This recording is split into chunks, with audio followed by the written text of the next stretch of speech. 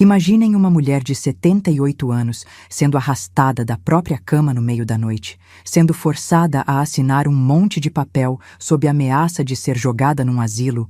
Tudo isso enquanto os próprios filhos, aqueles que ela carregou na barriga, amamentou e criou com tanto sacrifício, dividem entre si os móveis, as joias e até as panelas, como se ela já tivesse morrido. E sabem qual foi o pior de tudo? Quando eu tentei impedir, meu filho mais velho segurou meus braços com tanta força que deixou marca. Roxa apontou o dedo na minha cara e disse: "A senhora vai assinar, nem que seja à força, ou prefere apodrecer num asilo público?" Minha própria filha, que eu ensinei a ler e a escrever antes mesmo dela entrar na escola, ficou lá parada, olhando para o teto, fingindo que não estava vendo nada. O caçula, meu xodó desde pequeno, já estava no celular anunciando minha máquina de costura para vender na internet, dizendo que era seminova. Seminova? Aquela máquina tinha mais história que ele. Foi com ela que eu costurei o enxoval de todos eles. Foi com ela que eu sustentei a casa quando meu marido adoeceu. Foi nela que eu passei noites em claro fazendo fantasias de carnaval para poder pagar a escola particular deles. Mas naquela noite, para eles, eu não passava de um estorvo, um problema a ser resolvido, um nome num papel para ser riscado. Meu nome é Jurema Cavalcante do Nascimento.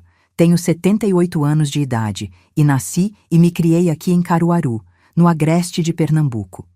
Hoje eu tô contando essa história da minha própria casa. Uma casa que por um triz não foi tomada pelos meus próprios filhos. Uma casa simples, mas que guarda 45 anos de memórias, desde que meu finado Augusto comprou com tanto sacrifício lá em 1979. Até 3 anos atrás, nós vivíamos uma vida tranquila, sabe? Ele com a aposentadoria dele de funcionário dos Correios, eu com a minha de professora primária, mais o dinheirinho que eu ganhava costurando para fora. Não era riqueza não, mas dava para viver com dignidade, fazer uma feirinha boa no mercado, comprar um remedinho quando precisava e até juntar uma economias na poupança todo mês. Mas quando Augusto bateu as botas de um infarto, parece que meus filhos só estavam esperando isso para mostrar a verdadeira cara deles. E vocês que estão me ouvindo agora, comentem aí de onde estão escutando essa história. Quero saber se nas suas cidades também tem filhos que fazem essas maldades com os pais idosos. Porque aqui em Caruaru, vixe Maria, cada história que a gente ouve no grupo da terceira idade. Tem uma senhora, Dona Creuza, que o filho vendeu até a dentadura dela. Juro por Deus, vendeu a dentadura que ela tinha acabado de fazer, dizendo que era luxo demais para velha. Mas deixa eu voltar para o começo da minha história, porque vocês precisam entender como foi que eu cheguei naquela noite terrível. Depois que Augusto se foi, eu fiquei meio perdida, sabe como é? 47 anos acordando com aquele homem roncando do lado. 47 anos fazendo café forte com açúcar mascavo do jeito que ele gostava. 47 anos ouvindo ele reclamar que o feijão estava sem sal mesmo quando estava no ponto certo. E de repente, silêncio. Um silêncio que doía nos ouvidos, que pesava nos ombros, que gelava a cama de noite. Nos primeiros meses, eu chorei muito. Emagreci 8 quilos, quase não saía de casa. A única coisa que me dava um pouco de alívio era costurar. Sentava na minha máquina Singer, aquela mesma que meu caçula queria vender como se fosse dele, e passava horas fazendo vestidos, blusas, cortinas, o que aparecesse. As clientes vinham aqui em casa, a gente conversava um pouquinho, eu tirava as medidas, escolhia os tecidos. Era pouco, mas era o que me mantinha de pé. Foi mais ou menos um mês depois do enterro que comecei a notar uma mudança nos meus filhos. Antes, eles mal apareciam aqui em casa. O Marcos, o mais velho, trabalhava na prefeitura e estava sempre ocupado demais para visitar a mãe. A Denise, a do meio, morava em Recife com o marido e só vinha em Caruaru nas festas de fim de ano. O Rogério, o caçula, até aparecia mais, mas era sempre com pressa. Comia alguma coisa que eu preparava e já saía dizendo que tinha compromisso. Mas de repente, depois que Augusto morreu, era visita quase todo dia. No começo, eu até fiquei feliz, Achei que tinham se tocado que a mãe estava sozinha e precisando de companhia. Besteira minha. O que eles queriam mesmo era saber das finanças. Mainha, como tá se virando com o dinheiro? Perguntava o Marcos com aquela cara de preocupação que não me enganava. A senhora recebe quanto de pensão do INSS? E a aposentadoria cai que dia? A Denise era mais sutil, chegava trazendo uns docinhos de padaria, sentava perto de mim e ia soltando. Mainha, aquele dinheiro que painho guardava, a senhora já foi no banco ver? E o Rogério, esse era o mais descarado. Ei, mainha, painho não tinha um terreno lá pros lados do Alto do Moura? A senhora tem os documentos? Eu respondia por cima, sem dar muito detalhe. Não sei porquê, mas algo me dizia para não abrir o jogo completamente. Graças a Deus que eu segui meu instinto. As visitas foram ficando mais frequentes e as perguntas mais diretas. Até que um dia, lá pelo meio do ano passado, os três apareceram juntos aqui em casa. Era uma quarta-feira, lembro bem porque era dia de novena na igreja e eu estava me arrumando para ir. Chegaram sem avisar, os três de roupa arrumada, como se tivessem combinado. Junto com eles, um homem magricelo de terno surrado que se apresentou como Dr. Gilvan, advogado. Na hora já senti um frio na barriga. Nunca gostei de advogado, desde pequena que tenho medo. Meu pai dizia que, onde advogado põe a mão, o dinheiro some. E não é que ele tinha razão? Eles entraram, sentaram na sala, e o Marcos, que sempre foi o mais mandão, começou a falar. Mainha, a gente veio conversar um assunto sério com a senhora. É sobre a herança do painho. Eu estranhei na hora. Que herança, menino? Seu pai deixou essa casa, a aposentadoria que virou minha pensão e umas economias na poupança. Não tem herança nenhuma. Foi quando o tal advogado abriu uma pasta cheia de papéis e começou a falar um monte de palavrão difícil. Usucapião, inventário, partilha em vida, coisas que eu, com meus 40 anos de sala de aula, mal entendia direito. Enquanto ele falava, eu observava meus filhos. Os três pareciam ansiosos, inquietos, trocando olhares como se tivessem um segredo entre eles. O Dr. Gilvan então empurrou uns papéis na minha direção e disse: Dona Jurema, é só a senhora assinar aqui embaixo que a gente resolve tudo sem complicação. Pedi meus óculos de leitura que o Rogério pegou na mesinha com uma pressa suspeita. Comecei a ler, mas era tanta letra miúda, tanto termos complicado, que logo me perdi. O que é isso direito? Perguntei. Foi a Denise quem respondeu, com aquela voz melosa que ela usa quando quer me convencer de alguma coisa. É só um documento para organizar os bens do painho, mainha, para facilitar para a senhora, sabe? Para a senhora não precisar se preocupar com burocracia, com banco, com conta para pagar. Mesmo sem entender direito, algo me dizia que tinha caroço naquele angu. Preciso ler com calma, falei, tentando ganhar tempo. Foi quando o Marcos perdeu a paciência. Mainha, a senhora nem entende dessas coisas. É só assinar logo que a gente resolve tudo. O tom de voz dele me assustou. Não era o jeito que um filho fala com a mãe. Era o jeito que se fala com uma criança teimosa ou com um cachorro desobediente. O advogado, percebendo minha hesitação, tentou me acalmar. Dona Jurema, é pro bem da senhora. A lei agora exige esse tipo de documento. Se a senhora não assinar, pode ter problema com o governo. Podem até tomar a casa da senhora. Meu coração disparou. Tomar minha casa? A casa que Augusto comprou com tanto sacrifício? A casa onde meus filhos cresceram? Onde eu plantei cada pé de planta do quintal? Onde cada marca na parede conta uma história? Fiquei com medo, confesso. Mas mesmo assim, algo me dizia para não assinar de cara. Deixa eu consultar o compadre Severino, falei. Severino tinha sido colega de Augusto nos Correios e entendia dessas coisas de documentos. Não precisa incomodar ninguém não, mainha, o Rogério se apressou em dizer. O Dr. Gilvan já explicou tudo, é só assinar. A pressão dele só aumentava minha desconfiança. Mas aí a Denise, que sempre foi a mais dissimulada dos três, deu o bote final. Se a senhora não quer assinar, tudo bem, mas aí a gente vai ter que tomar outras providências, né? E olhou para os irmãos, que concordaram com a cabeça. Que providências? Perguntei já tremendo. A senhora não pode ficar sozinha nessa casa grande, mainha. Ela continuou, com uma falsa doçura na voz. A gente anda preocupado. E se a senhora cai?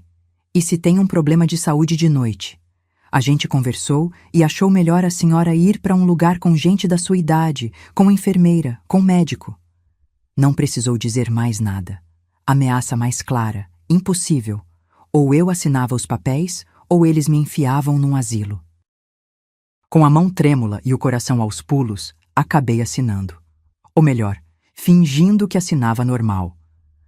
Porque desde que comecei a desconfiar dos meus filhos, tinha pegado um velho hábito que aprendi com minha mãe. Quando assinava algo que não confiava totalmente, fazia uma pequena modificação na minha assinatura. Era quase imperceptível, um tracinho a mais aqui, uma curvinha diferente ali, mas para quem conhecia minha letra de verdade, dava para perceber. Era meu segurinho, como minha mãe chamava. Mal sabia eu que esse segurinho ia ser minha salvação meses depois. Depois que assinei, eles pareceram relaxar. O advogado guardou os papéis na pasta com uma pressa suspeita e meus filhos, de repente, ficaram todos sorrisos e agrados. O Marcos até me chamou de mainha querida, coisa que não fazia desde menino. Fizeram um cafezinho, comeram os biscoitos que eu tinha acabado de assar e foram embora me deixando com um beijo na testa e uma sensação horrível no peito.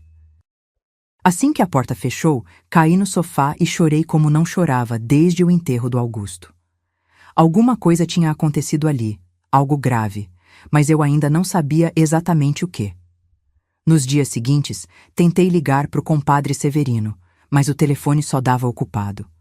Quando finalmente consegui falar, descobri que ele tinha viajado para a casa da filha em João Pessoa e só voltaria no fim do mês. Fiquei ainda mais angustiada.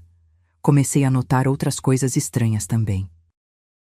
O Marcos apareceu no fim de semana com uma caminhonete e levou embora a cristaleira da sala.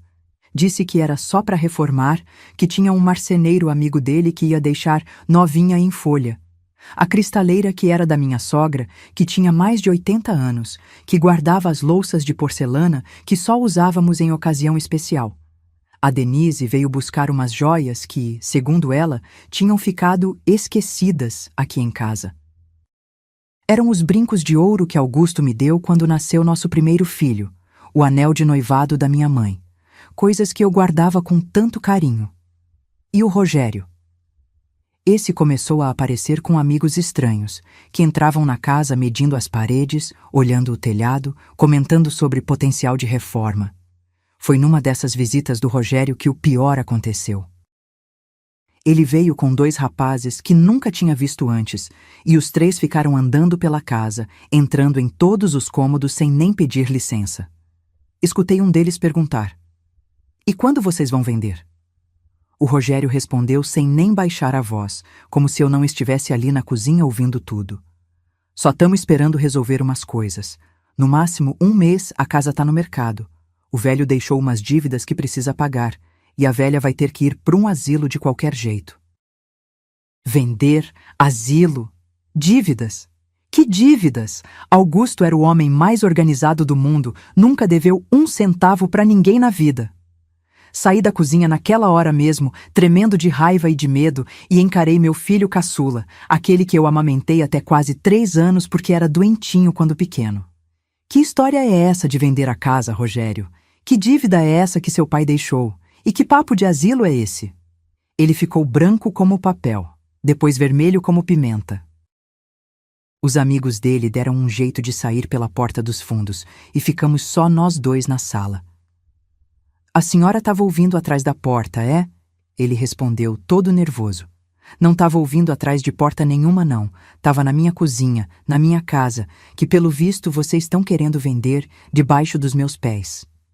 Foi quando ele soltou a bomba, com uma frieza que me cortou o coração. "Não é mais sua casa não, mainha. A senhora assinou a transferência pra gente, esqueceu? Agora é nossa, e a gente decide o que fazer com ela." Fiquei sem ar, como se tivesse levado um murro no estômago. Transferência? Então era isso que tinha naqueles papéis? Eles tinham me feito assinar a transferência da minha própria casa? Mas vocês me enganaram, gritei, com as lágrimas já escorrendo pelo rosto. Disseram que era só para organizar a herança, para me proteger. Ele deu de ombros com uma cara de deboche que nunca vou esquecer. A senhora devia ter lido direito antes de assinar, né, mainha? Mas agora já foi. E olha, não é nada demais não. A senhora vai para um lugar melhor com gente para cuidar. Essa casa é muito grande para a senhora sozinha mesmo. Naquele momento, senti uma coisa que nunca tinha sentido na vida. Um ódio puro, um ódio que queimava por dentro. Não era a raiva normal de mãe quando o filho faz arte, não.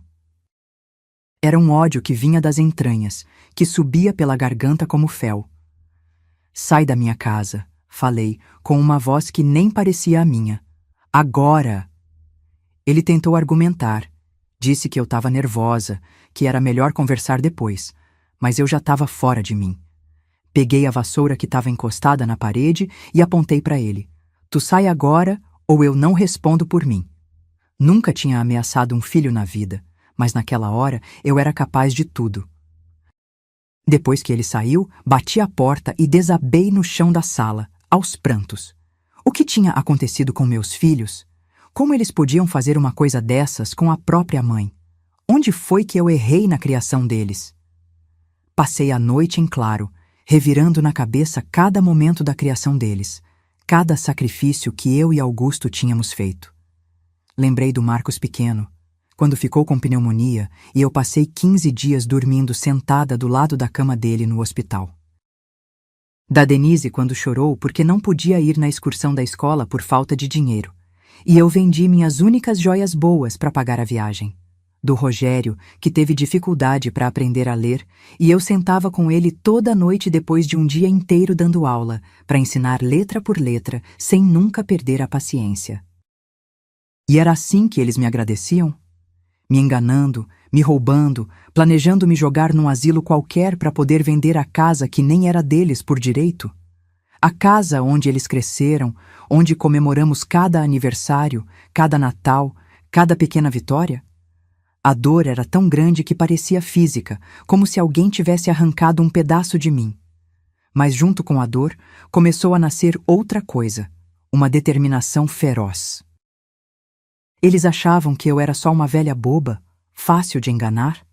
Achavam que podiam passar por cima de mim assim, sem mais nem menos? Ah, mas eles não conheciam a Jurema de verdade. Não conheciam a menina que cresceu na roça, carregando água na cabeça por quilômetros, a jovem que estudou à luz de lamparina para ser professora, a mulher que criou 3 filhos trabalhando em 2 empregos.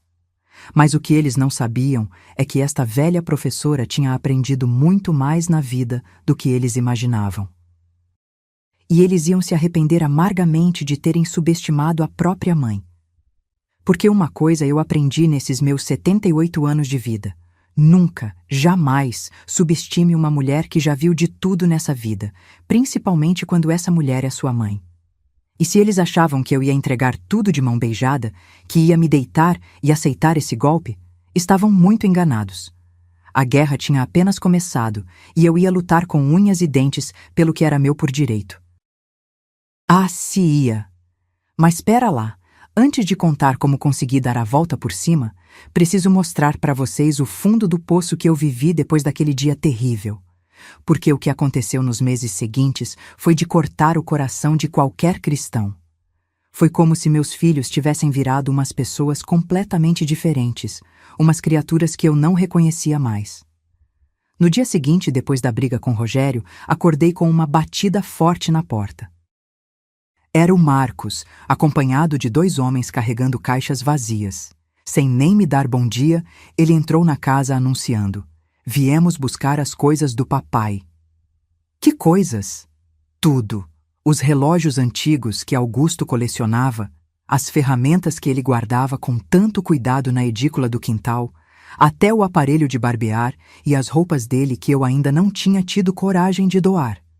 Quando tentei impedir, Marcos foi curto e grosso. "A senhora não manda mais em nada aqui. Se criar problema, vai ser pior." Naquela mesma semana, a Denise apareceu com uma lista na mão. Uma lista, minha gente, como se tivesse num supermercado, ia apontando os itens, Esse jogo de jantar de porcelana vou levar para minha casa, as toalhas de mesa bordadas também. Aquele aparelho de chá inglês, que era da vovó, vai para o meu apartamento em Recife. Fiquei ali parada, vendo ela esvaziar os armários, encaixotar minhas lembranças, levar embora pedaços da minha vida. Cada peça que ela pegava era como se arrancasse um pedaço do meu coração. Tentei argumentar, chorei, implorei, mas ela fingiu que nem me ouvia. Quando questionei sobre os documentos que assinei, ela deu uma risada de deboche. A senhora não leu, né? Transferiu tudo pra gente. Agora é só uma questão de tempo até vendermos a casa. E a senhora vai ter que se preparar para ir pro asilo municipal. Já falamos com a assistente social de lá. O Rogério foi o mais cruel de todos. Apareceu com um rapaz magrelo, cheio de tatuagens, que ele apresentou como especialista em vendas online. Os dois passaram a tarde toda fotografando meus móveis, minhas louças, até os quadros das paredes. Isso aqui vai dar um bom dinheiro no marketplace, dizia o rapaz, enquanto tirava foto da minha máquina de costura Singer. Aquela máquina que era praticamente uma extensão do meu corpo. Quando protestei, o Rogério foi direto. A senhora tem é que ficar quieta e agradecer que a gente está deixando morar aqui até resolver a papelada do asilo. Podia estar na rua. Na rua. Meu próprio filho, aquele que eu ninei nos braços por noites a fio quando tinha cólica, falando que podia me jogar na rua. Mas não parou por aí, não. Logo os vizinhos começaram a perceber o que estava acontecendo. Via as cortinas se mexendo quando as caminhonetes chegavam para levar os móveis. Escutava os cochichos no mercadinho da esquina. Tá vendo a dona Jurema? Os filhos estão tomando tudo dela, coitada. Alguns até tentaram ajudar. Dona Josefa, minha vizinha de mais de 30 anos, veio me oferecer ajuda. Jurema, se precisar de qualquer coisa, pode contar comigo. Mas o que ela podia fazer contra 3 filhos determinados a me deixar sem nada? O pior era a vergonha que eu sentia. Eu, Jurema Cavalcante, professora respeitada que educou gerações de crianças em Caruaru, agora era vista como uma velha tola que foi passada para trás pelos próprios filhos. Aos poucos, até os amigos de longa data foram se afastando. Ninguém quer se meter em briga de família, né? As pessoas que antes me convidavam para a novena, para a reunião do clube de mães, para o chá beneficente da igreja, de repente estavam sempre ocupadas quando eu ligava. Até as minhas clientes de costura começaram a sumir. Mais tarde descobri que a Denise tinha espalhado para a cidade inteira que eu estava caduca, que estava perdendo a memória, que logo iria para um lugar especializado. Imaginem o que é viver numa cidade pequena como Caruaru, onde todo mundo se conhece, e de repente virar motivo de pena e fofoca? Era como morrer em vida. Foi quando descobri o plano completo deles. Uma tarde, recebi a visita de Dona Carminha, que trabalhava na Secretaria da Assistência Social da Prefeitura. Ela era mãe de um ex-aluno meu e sempre me tratou com muito carinho. Chegou toda sem graça, enrolando para falar o que tinha vindo fazer. Depois de muito café e conversa fiada, finalmente soltou a bomba. Dona Jurema, seus filhos deram entrada num pedido de interdição da senhora. Estão alegando que a senhora não tem mais condições mentais de se cuidar sozinha e querem autorização para interná-la no abrigo São Vicente. Interdição? Eu? Uma mulher lúcida, que ainda lia sem óculos, que fazia palavras cruzadas todo dia, que lembrava a data de aniversário de todo mundo? O abrigo São Vicente era aquele lugar triste na saída da cidade, onde jogavam os velhos que ninguém queria mais, onde as pessoas deitavam para esperar a morte chegar. Era esse o destino que meus filhos tinham planejado para mim. Depois que Dona Carminha saiu, fiquei parada na varanda, olhando para o nada, tentando entender como minha vida tinha virado aquele pesadelo. Foi quando percebi que o telefone não tinha mais tom. Tentei ligar da casa da Dona Josefa e descobri que tinham cortado minha linha por falta de pagamento. Como podia ser se a conta sempre saía em débito automático da minha aposentadoria? Claro, eles devem ter mudado a conta bancária para onde ia meu dinheiro. Tentei ir no banco no dia seguinte, mas o gerente, todo sem graça, me informou que não podia me dar informações porque, segundo o sistema, eu não tinha mais autonomia sobre minhas próprias contas. Meus filhos tinham se tornado meus responsáveis financeiros. Eu tinha virado literalmente uma prisioneira na minha própria vida. Até meus netos, que eram a luz dos meus olhos, foram afastados de mim. A Denise proibiu seus filhos de me visitarem, dizendo que eu estava perturbada e podia assustá-los. O Marcos disse aos dele que a vovó estava doente da cabeça e não reconhecia mais ninguém. Só a Aninha, filha do Rogério, de vez em quando escapava da vigilância do pai e vinha me ver escondida. Foi por ela que fiquei sabendo que meus filhos já tinham até encontrado um comprador para casa, um empresário de Recife que queria transformar o terreno num estacionamento. Segundo Aninha, eles só estavam esperando sair a papelada da minha interdição para fechar o negócio e me levar para o asilo. Vovó, a senhora não pode deixar eles fazerem isso, ela disse, chorando. Era uma menina de apenas 14 anos e tinha mais consideração por mim do que meus próprios filhos. As coisas foram piorando dia após dia. A geladeira, que antes vivia cheia porque eu adorava cozinhar, agora estava quase sempre vazia. Meus filhos controlavam o dinheiro da minha aposentadoria, mas quase nada chegava até mim. Mandavam uma compra básica a cada 15 dias, com o mínimo do mínimo: arroz, feijão, café, um pouco de carne de segunda. Às vezes, eu passava o dia todo só com café preto e bolacha água e sal. Emagreci tanto que minhas roupas ficavam penduradas no corpo como se fossem de outra pessoa. O pior é que nem reclamar eu podia. Se ligasse para eles pedindo comida, diziam que eu estava inventando coisa, que tinham mandado um monte de coisa na semana anterior.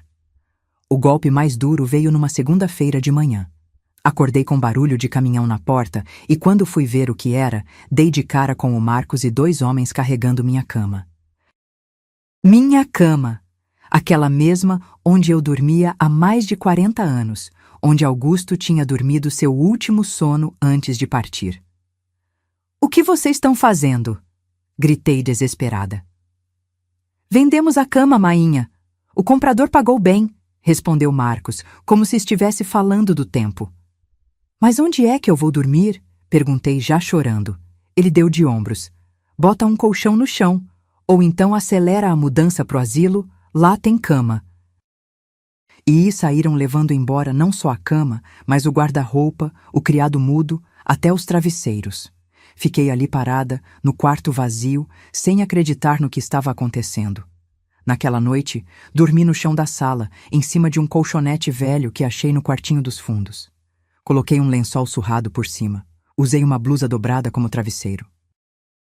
Aos 78 anos, com os ossos doendo de artrose, deitada no chão duro da sala da casa que eu mesma ajudei a construir, mas que agora nem era mais minha.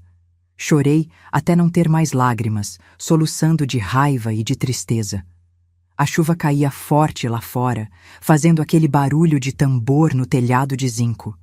O vento frio entrava pelas frestas da janela, mas eu nem tinha mais cobertor para me aquecer. Tinham levado todos. Nunca me senti tão sozinha, tão abandonada, tão pequena.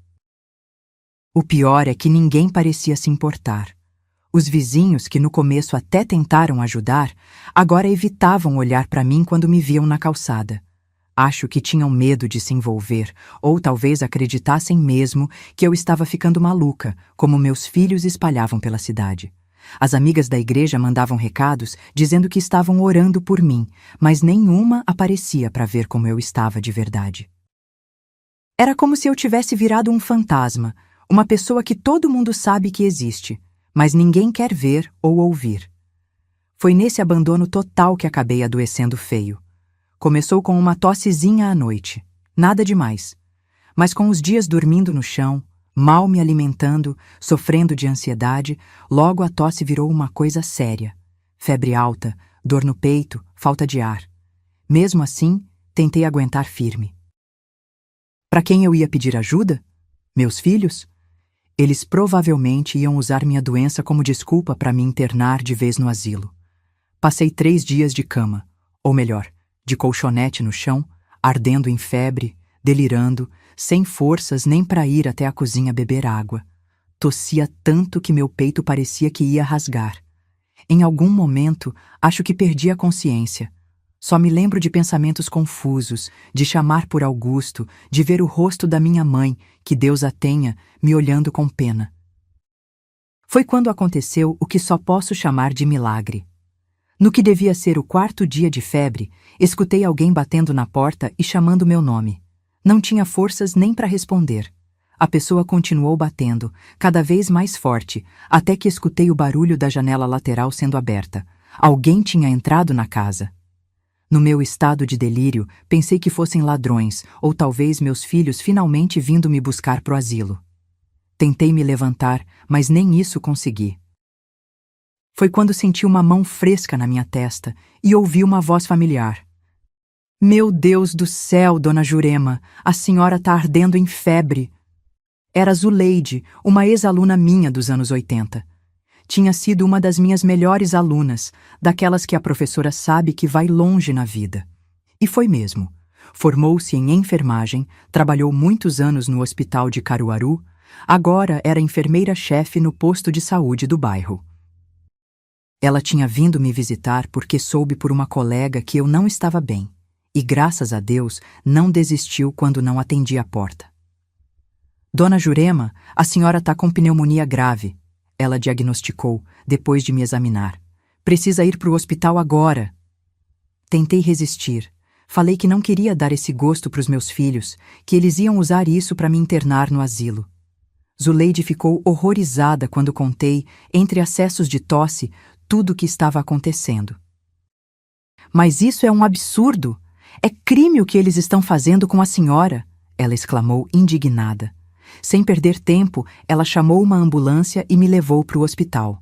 No caminho, segurou minha mão o tempo todo, me garantindo que não ia deixar ninguém me levar para asilo nenhum. A senhora ensinou a metade dessa cidade a ler, dona Jurema. Não vamos abandonar a senhora agora. No hospital, o diagnóstico foi confirmado. Pneumonia dupla, estado grave, desidratação, desnutrição. Fiquei internada por 2 semanas, tomando antibiótico na veia, fazendo nebulização, com oxigênio. O médico disse que cheguei por um tris. Se tivesse ficado mais um dia naquele estado, em casa, provavelmente não teria sobrevivido. Durante todo esse tempo, nenhum dos meus filhos apareceu para me visitar. Zuleide tentou contatar os 3, mas nenhum atendeu as ligações. Depois soube que eles estavam viajando. Tinham ido para Porto de Galinhas descansar do estresse. Imaginem só, eles descansando na praia enquanto a mãe quase morria de pneumonia num hospital público. Mas essa internação, que podia ter sido o fundo do poço, acabou sendo o começo da minha salvação. Primeiro, porque conheci a doutora Patrícia, uma médica jovem mas muito competente, que ficou chocada com a minha situação. Dona Jurema, o que fizeram com a senhora é crime, sabia? Abandono de incapaz, apropriação indébita, coação. A senhora pode e deve processar seus filhos. No começo, eu ainda resistia à ideia. Processar meus próprios filhos? Aqueles que eu carreguei no ventre, que eu amamentei, que eu criei com tanto amor? Mas cada dia que passava, com eles nem sequer ligando para saber se eu estava viva ou morta, a sementinha da revolta ia crescendo dentro de mim. Foi durante a recuperação no hospital que tive a ideia de verificar os documentos que tinha assinado. Zuleide, que não saía do meu lado, conseguiu uma cópia através de um contato dela na prefeitura. Quando olhei aqueles papéis com calma, com a mente mais clara, percebi algo que tinha esquecido completamente: o meu segurinho na assinatura. Lembram que falei que sempre fazia uma pequena modificação na minha assinatura quando assinava algo que não confiava? Pois é, tinha feito isso automaticamente naqueles documentos e agora estava lá, claro como água. Não era minha assinatura oficial, aquela que constava em todos os documentos legais, no meu RG, no meu título de eleitor, na minha carteira de trabalho. Era uma versão ligeiramente diferente, com um tracinho a mais no J e um floreio diferente no final. Mostrei para a doutora Patrícia, que chamou um amigo advogado para ver. Doutor Eduardo, um homem jovem, mas muito sério, examinou os documentos com uma lupa e confirmou. Dona Jurema, essa diferença na assinatura pode ser a chave para anular todo esse processo. Podemos argumentar que a senhora foi coagida a assinar ou que assinou sob pressão psicológica e a modificação na assinatura seria uma prova disso. Pela primeira vez em meses, senti um raio de esperança. Será que eu poderia mesmo recuperar minha casa, minha dignidade, minha vida? Vocês acham justo que filhos possam simplesmente tomar tudo de uma mãe idosa sem consequências? O que fariam se seus filhos tentassem fazer isso com vocês? Comentem aí. Quero muito saber a opinião de vocês. Porque o que aconteceu comigo não é caso isolado, não. Todo dia tem mãe e pai idoso sendo passado para trás pelos próprios filhos, gente que criou com tanto sacrifício se voltando contra eles na velhice. É de cortar o coração. Mas graças a Deus, minha história não terminou ali, naquela cama de hospital. Enquanto me recuperava, ia formando um plano na minha cabeça.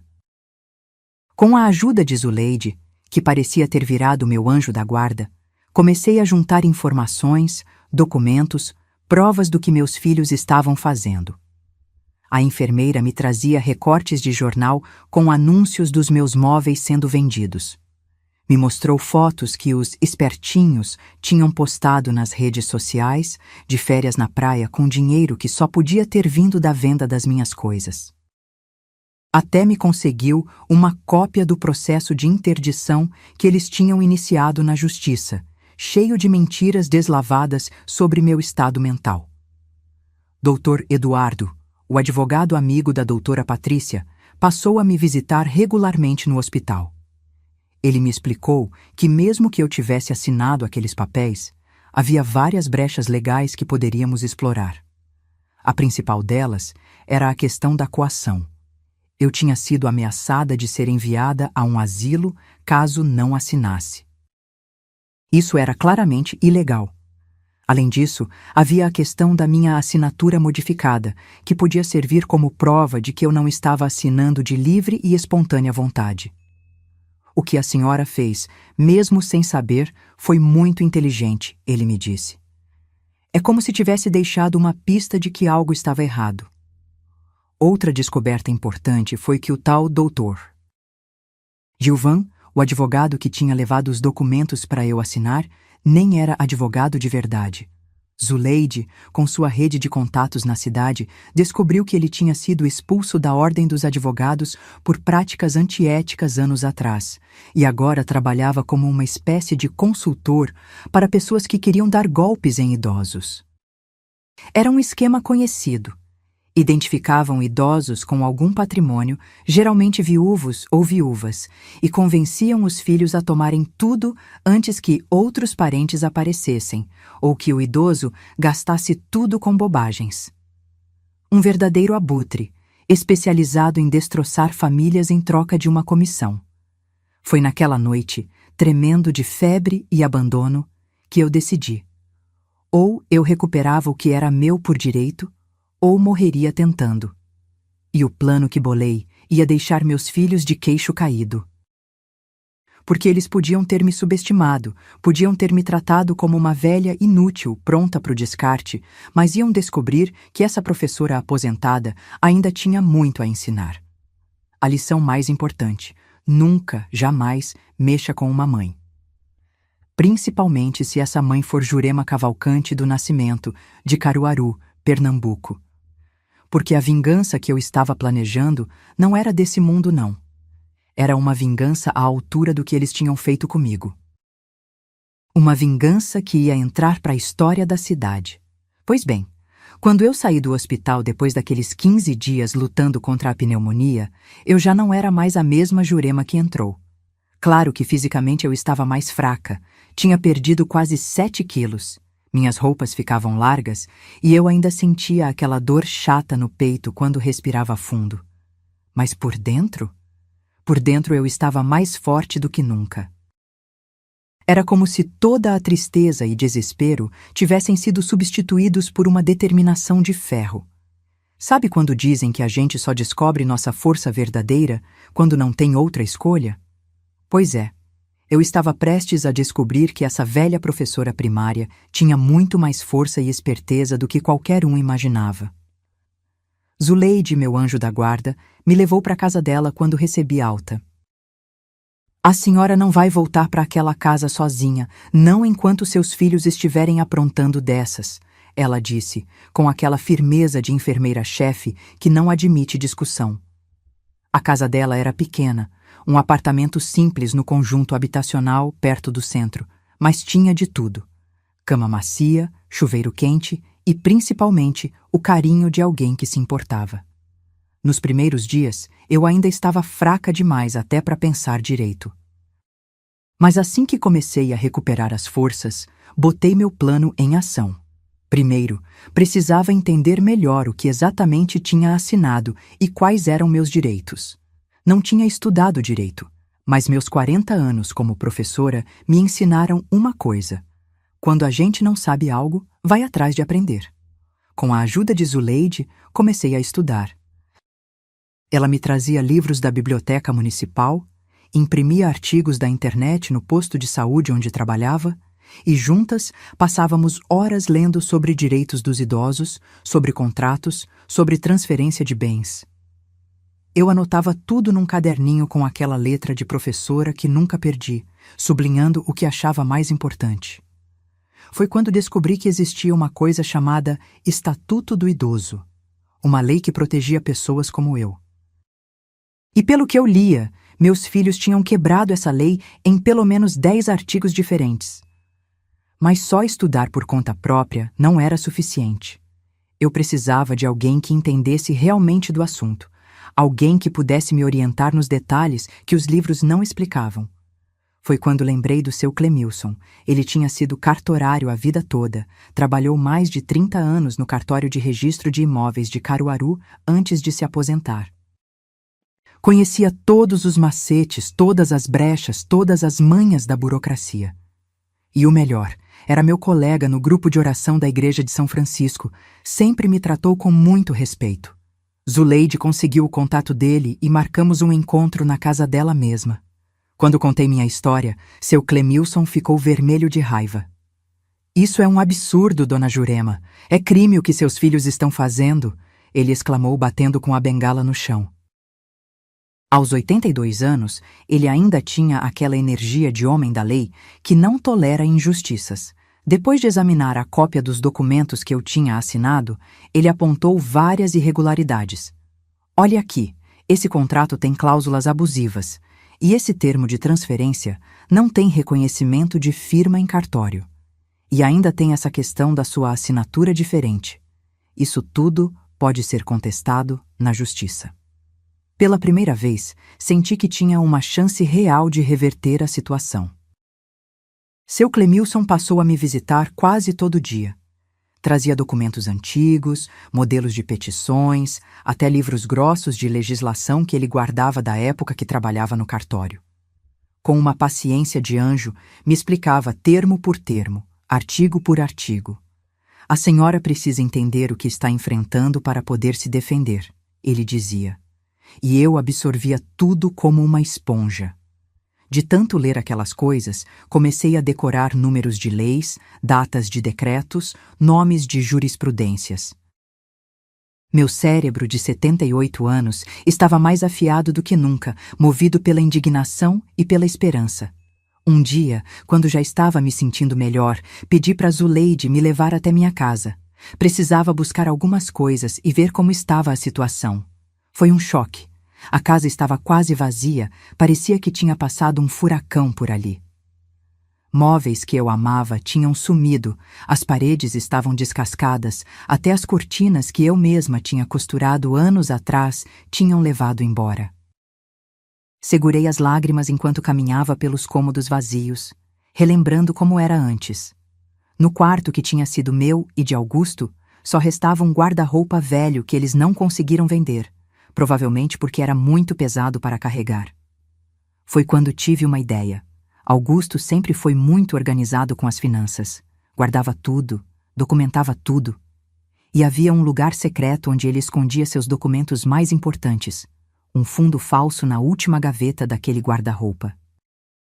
Será que ainda estava lá? Com o coração aos pulos, arrastei uma cadeira até o armário, subi nela, com dificuldade, minhas pernas ainda estavam fracas, e enfiei a mão na gaveta de cima. Senti com os dedos a pequena trava de madeira que liberava o fundo falso. Puxei, e lá estava, o velho livro de contabilidade do Augusto, junto com uma pasta de couro cheia de papéis. Aquele livro era um tesouro. Augusto tinha registrado tudo ali. Extratos bancários, números de contas, registros de propriedades, apólices de seguro. Descobri coisas que nem eu sabia que existiam. Uma caderneta de poupança antiga, aberta no nome dele nos anos 70, que nunca tinha sido movimentada e devia ter rendido uma pequena fortuna. Um terreno pequeno nos arredores da cidade, herança da família dele, que ele nunca tinha mencionado.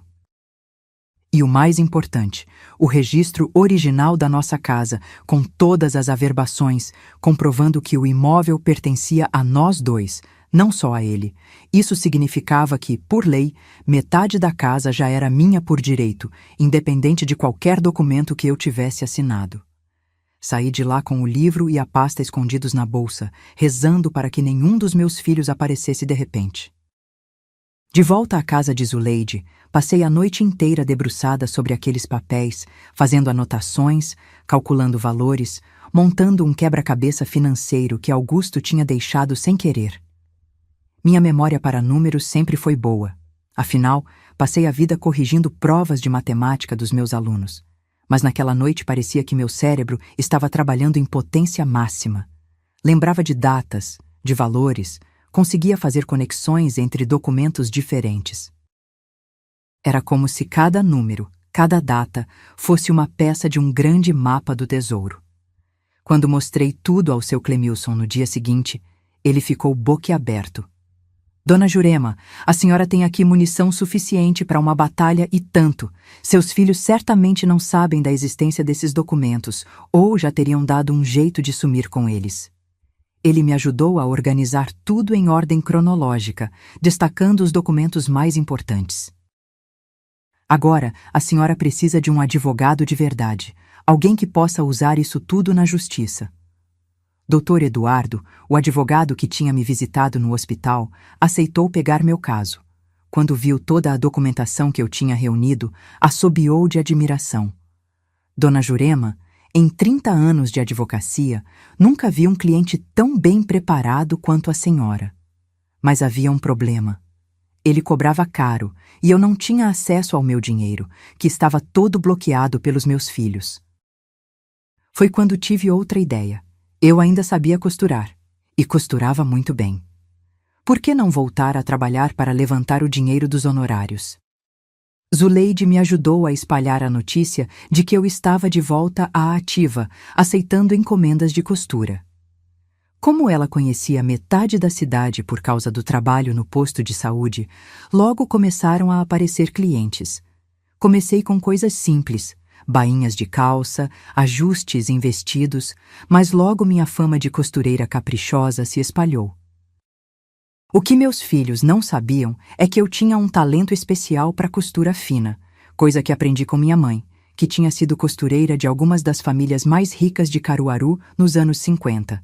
Logo estava fazendo vestidos de festa, ternos sob medida, até mesmo vestidos de noiva. E não eram clientes quaisquer, não. Era a nata da sociedade caruaruense, a mulher do juiz, a filha do dono do maior supermercado da cidade, a esposa do gerente do banco. Gente que pagava bem e não pechinchava. Trabalhava na sala da casa de Zuleide, que tinha virado um pequeno ateliê com a máquina de costura que uma cliente me emprestou. Costurava de manhã até à noite, ignorando as dores nas costas e nos dedos. Cada ponto, cada bainha perfeita era um passo a mais na direção da minha vingança. Mas o melhor de tudo não era o dinheiro que eu estava ganhando. Era a informação. porque enquanto provava roupas, ajustava medidas, as clientes conversavam comigo, falavam da vida, contavam fofocas da cidade. E eu, com aquele jeitinho manso de vó, ia perguntando, cutucando, descobrindo coisas. E a senhora conhece meu filho, o Marcos? Ele trabalha na prefeitura. E aí vinham as histórias. O Marcos, que estava com problemas no trabalho porque tinha sido pego desviando verba de um projeto. A Denise, que estava se separando do marido porque ele descobriu umas dívidas que ela tinha escondido. O Rogério, que estava metido com gente perigosa, devia dinheiro para a agiota. Eu guardava cada informação como se fosse uma joia preciosa. Foi numa dessas conversas que tive a maior surpresa. Estava ajustando o vestido de Dona Marinalva, esposa do presidente da Câmara de Vereadores, quando ela mencionou casualmente: Dona Jurema, eu vi seu filho Marcos no fórum semana passada. Parece que ele entrou com uma ação contra os irmãos, alguma coisa sobre a partilha dos bens da senhora. Achei estranho porque pensei que a senhora... Ela parou, percebendo que tinha falado demais. Mas eu, fingindo naturalidade, incentivei. Pode falar, Dona Marinalva, eu já sei de tudo. E ela então contou. O Marcos estava processando os outros dois, alegando que eles tinham vendido móveis e joias sem dividir o dinheiro corretamente. Queria a parte dele no espólio, como se eu já estivesse morta e enterrada. Essa descoberta foi ouro puro. Meus filhos estavam brigando entre si, rachando o grupo. Era a brecha perfeita para o que eu estava planejando. Quando contei isso ao Dr. Eduardo, ele deu um sorriso de raposa. Dona Jurema, isso é perfeito. Vamos usar a ganância deles contra eles mesmos. Quando um bando de ladrões começa a brigar pela divisão do roubo, sempre sobra para alguém. E então, traçamos um plano que nem novela da Globo teria imaginado melhor. Primeiro, Dr. Eduardo entrou com uma ação de tutela antecipada, pedindo a revogação imediata da minha suposta interdição. Apresentamos laudos médicos da doutora Patrícia, atestando minha plena capacidade mental, depoimentos de Zuleide e seu Clemilson sobre minha lucidez, e até um teste de cognição que fiz com uma psicóloga forense. O resultado não deixava dúvidas. Eu estava em perfeito juízo. O juiz, Dr. Antenor, que por coincidência tinha sido meu aluno lá nos anos 70, Caruaru é uma cidade pequena, todo mundo conhece todo mundo, concedeu a liminar em tempo recorde. De uma hora para outra, legalmente, eu voltava a ter controle sobre minha própria vida. Em seguida, entramos com uma ação de nulidade contra os documentos que me fizeram assinar. Apresentamos a prova da assinatura modificada, depoimentos sobre as ameaças de me colocar num asilo e a cereja do bolo, uma denúncia formal contra o falso advogado Dr. Gilvan por exercício ilegal da profissão. Quando a polícia foi atrás dele, descobriu que ele estava envolvido em pelo menos outros 5 casos semelhantes na região, sempre dando golpes em idosos com a ajuda de parentes gananciosos. Ele acabou sendo preso preventivamente, o que já foi uma primeira vitória para mim. O próximo passo foi ainda mais ousado. Com base no livro de contabilidade do Augusto e nos documentos que encontrei, entramos com um pedido de bloqueio de bens contra meus 3 filhos. Apresentamos provas de que eles tinham vendido ilegalmente meus móveis, minhas joias, meus eletrodomésticos, até roupas pessoais minhas. Somando tudo, dava um valor considerável. O juiz não só aceitou o pedido, como determinou uma busca e apreensão nas casas deles para recuperar o que ainda não tinha sido vendido. Imaginem a cara dos 3 quando a polícia bateu na porta numa manhã de quarta-feira. Oh, eu duvido muito que vocês tenham coragem de dar like neste vídeo. Quero ver se tem gente com fibra igual eu tive para enfrentar os próprios filhos quando eles me roubaram. Clique no joinha aí, se você teria a mesma coragem que eu. Mas o golpe de mestre veio com a medida cautelar para impedir a venda da casa. Doutor.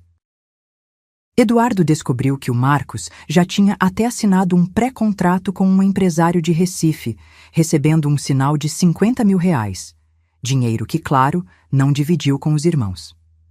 Apresentamos ao juiz a escritura original da casa, provando que metade dela era minha por direito como esposa de Augusto.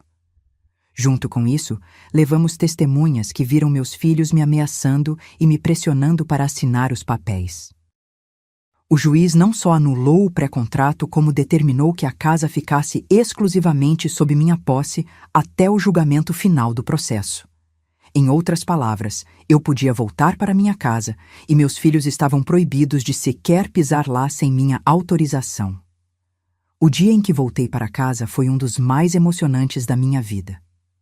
Zuleide e seu Clemilson foram comigo, junto com um oficial de justiça que garantiu que nenhum dos meus filhos aparecesse para criar problemas. A casa ainda estava praticamente vazia, claro, tinham levado quase tudo, mas era minha casa. Cada tábua do assoalho, cada azulejo da cozinha, cada flor do jardim que Augusto e eu plantamos juntos. Sentei na varanda, naquela cadeira de balanço que por algum milagre tinham deixado para trás, e chorei. Não eram lágrimas de tristeza, eram de alívio, de gratidão, e sim, de uma certa satisfação também. A primeira batalha estava vencida. Claro que meus filhos não ficaram quietos. Quando receberam a intimação judicial informando que a casa tinha voltado para mim e que eles estavam sendo processados por apropriação indébita, tentaram de tudo. O Marcos foi o primeiro a aparecer, todo meloso, dizendo que tinha sido tudo um mal-entendido, que ele só queria o meu bem, que os irmãos é que tinham forçado a situação. Tentou me abraçar, me chamou de mainha querida, disse que sentia minha falta. Eu, que já estava preparada para esse momento, fui curta e grossa. Marcos, qualquer coisa que você tenha para dizer, fale com meu advogado. E fechei a porta na cara dele. A Denise tentou outra abordagem. Apareceu com os 2 filhos, meus netos que eu não via há meses, achando que ia me amolecer. Olha quem veio ver a vovó, ela disse, toda sorrisos falsos. Os meninos, coitados, pareciam confusos, provavelmente tinham ouvido um monte de mentiras sobre mim. Eu abracei meus netos com todo o amor do mundo, dei biscoito para eles, perguntei da escola. Mas quando a Denise tentou puxar assunto sobre o processo, sobre resolver tudo em família, fui firme. Denise, você expulsou sua própria mãe de casa. Me deixou dormir no chão enquanto vendia meus móveis. Me abandonou doente. Quase morri de pneumonia. Você acha mesmo que tem volta? Ela saiu de lá chorando, mas eu sabia que eram lágrimas de crocodilo. O Rogério foi o mais agressivo.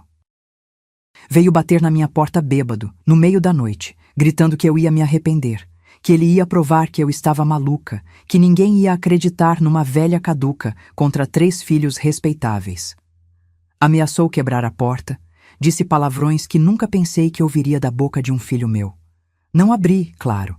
Liguei para a polícia e em 15 minutos uma viatura estava levando ele para a delegacia.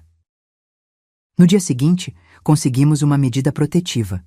Ele estava proibido de se aproximar de mim ou da minha casa num raio de 200 metros. Com os 3 mantidos à distância pela justiça, pude começar a reconstruir minha vida e minha casa. As clientes de costura agora vinham até mim, e o dinheiro que ganhava permitiu comprar aos poucos algumas coisas básicas, uma cama, um fogão, uma geladeira pequena. Zuleide continuava sendo meu anjo da guarda. Dormia lá em casa nas primeiras semanas para eu não ficar sozinha. Aos poucos, alguns vizinhos que tinham se afastado foram voltando, meio sem graça, oferecendo ajuda. Dona Josefa me trouxe um bolo e chorou pedindo desculpas por não ter feito mais quando viu o que estava acontecendo. Perdoei, claro. A maioria das pessoas tinha medo de se meter, e eu entendia isso. O processo na justiça seguia a todo vapor. Doutor.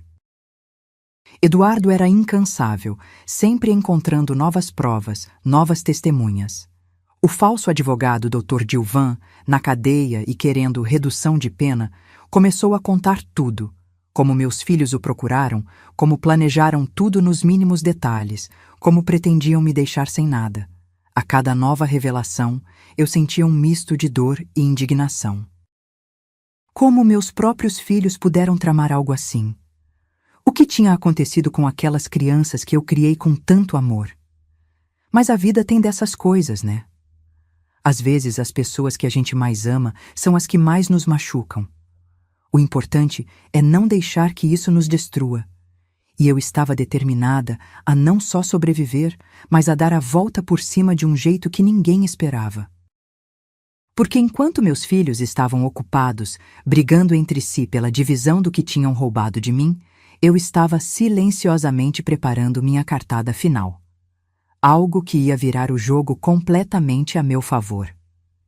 Mas o que meus filhos não imaginavam é que eu ainda tinha um trunfo escondido na manga. Algo que ia virar o jogo completamente a meu favor. Porque aquele livro de contabilidade do Augusto guardava muito mais segredos do que eu tinha revelado até agora.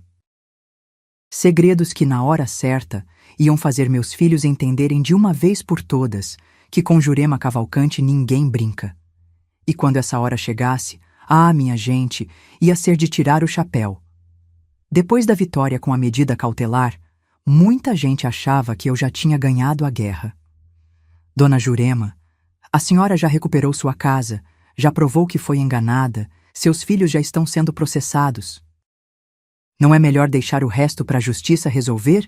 Me perguntava Zuleide, preocupada com minha saúde e bem-estar. Mas eu sabia que aquilo era só o começo. A casa, sim, eu tinha de volta. Mas e os móveis que levaram?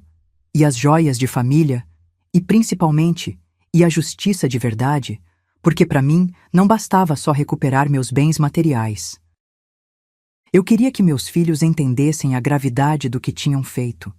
Queria que eles sentissem na pele pelo menos um pouquinho do sofrimento que me causaram. Foi assim que comecei os 6 meses mais intensos da minha vida. Todo santo dia eu acordava com um propósito: trabalhar no meu plano. Não era um plano de vingança, não, como algumas pessoas da cidade começaram a cochichar. Era um plano de justiça. Justiça para os meus bens que foram roubados. Justiça para minha dignidade que foi pisoteada. Justiça para minha honra de mãe que foi traída. E, acreditem, foi um plano tão bem elaborado que até hoje o pessoal de Caruaru conta essa história quando quer falar de alguém que deu a volta por cima. Tudo começou com uma revisão minuciosa daquele livro de contabilidade do Augusto, página por página, anotação por anotação. Augusto, como já contei, era um homem extremamente organizado. Guardava recibo até de bala que comprava na quitanda. E naquele livro, além das contas e registros financeiros, tinha algo que eu não tinha notado de primeira: menções a um testamento. Cópia do testamento enviada ao Dr. Nelson, 15/03/2010, dizia numa das anotações. Dr. Nelson tinha sido o advogado de confiança do Augusto por décadas, um senhor respeitado que infelizmente já tinha falecido também. Mas, se existia uma cópia do testamento, onde estaria o original?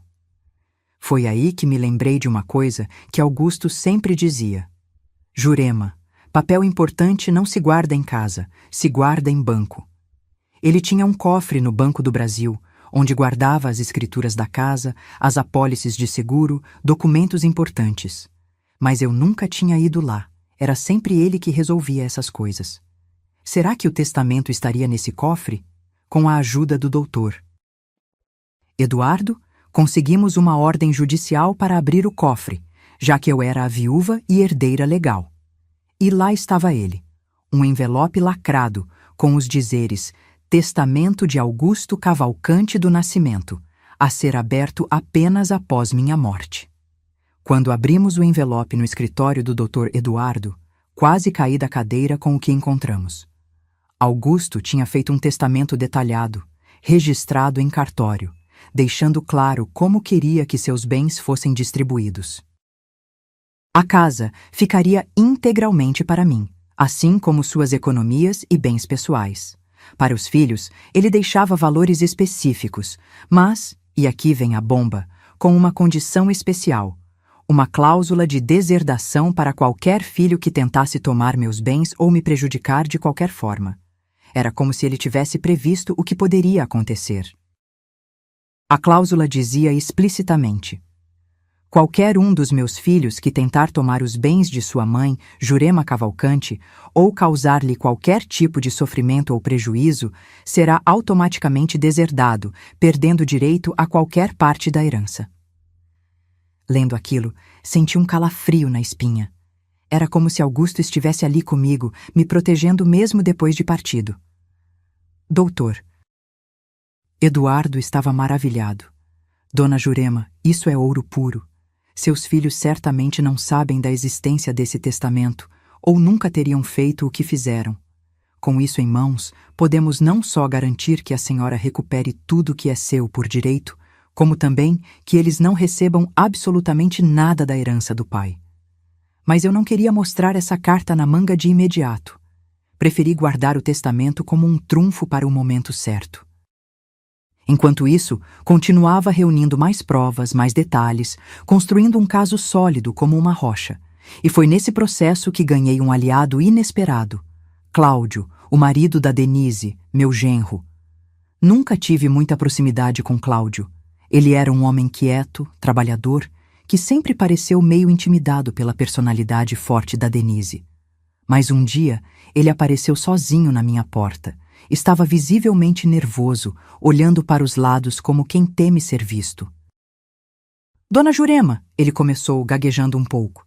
Eu preciso falar com a senhora sobre tudo isso que está acontecendo. Convidei-o para entrar, ofereci um café e esperamos o Leide sair da cozinha para termos privacidade. Foi então que ele me contou. Desde o início, ele tinha sido contra o plano dos meus filhos. Quando Denise e os irmãos começaram a falar em tomar conta dos bens da mãe antes que ela gaste tudo, ele argumentou que isso não estava certo, que eu tinha todo o direito de decidir o que fazer com o que era meu.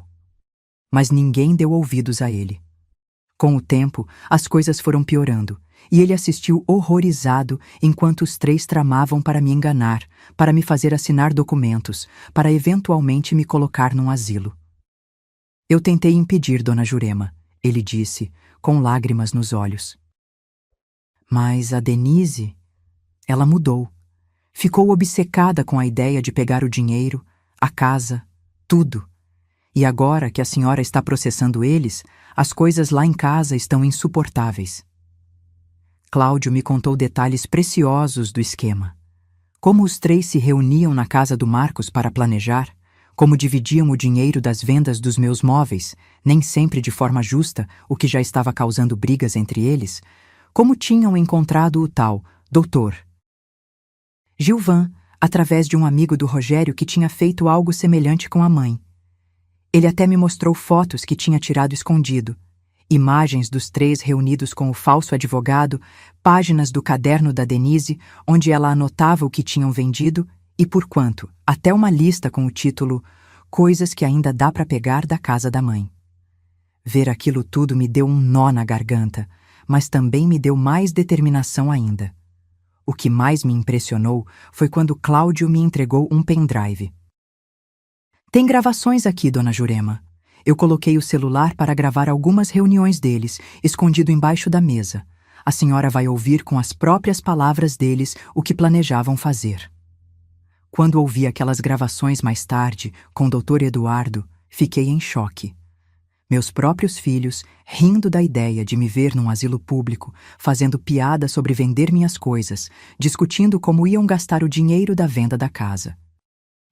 O Marcos chegou a dizer: a velha não vai durar muito mesmo, do jeito que está fraca. É só esperar. A velha. Era assim que ele se referia a mim, a mulher que tinha dado a vida por ele. Perguntei a Cláudio por que ele estava me ajudando, correndo o risco de destruir seu próprio casamento.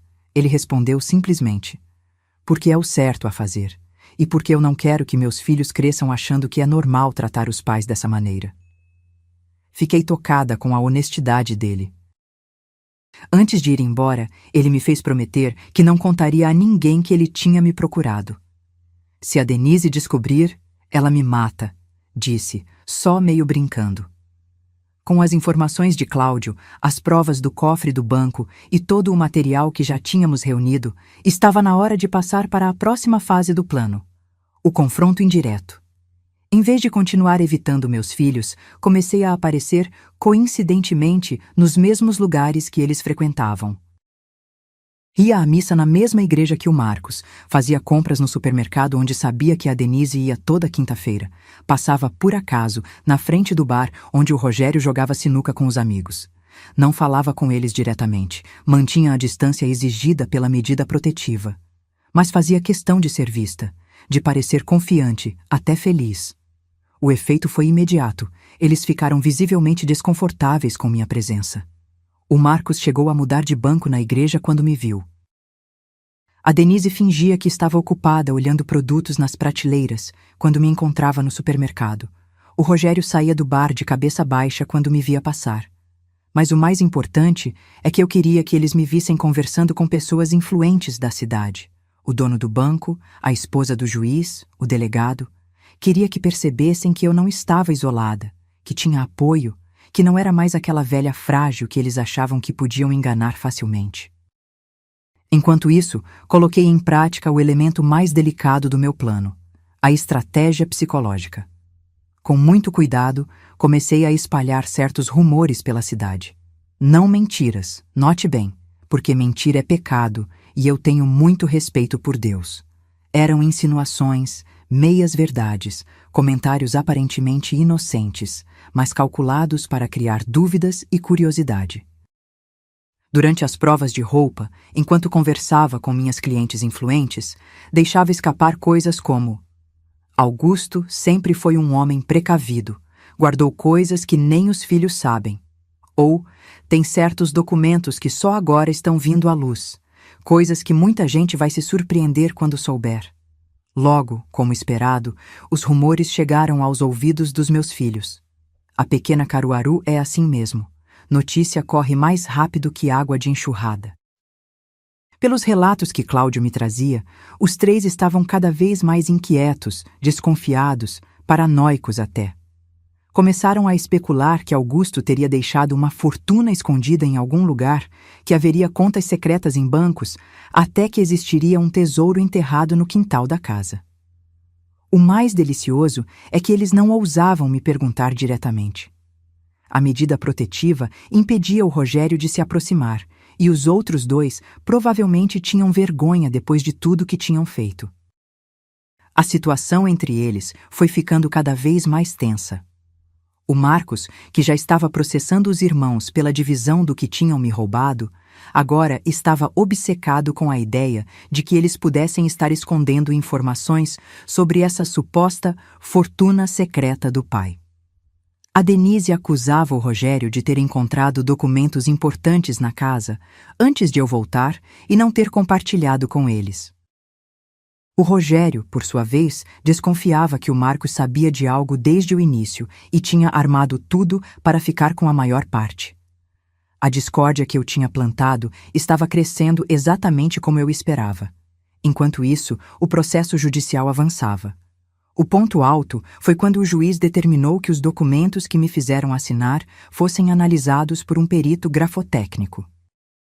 Esse profissional, um senhor meticuloso de óculos grossos, examinou com lupa e equipamentos especiais a minha assinatura nos papéis. Seu relatório foi conclusivo. A assinatura apresentava modificações intencionais e consistentes, que indicavam que eu tinha assinado sob coação ou pressão psicológica.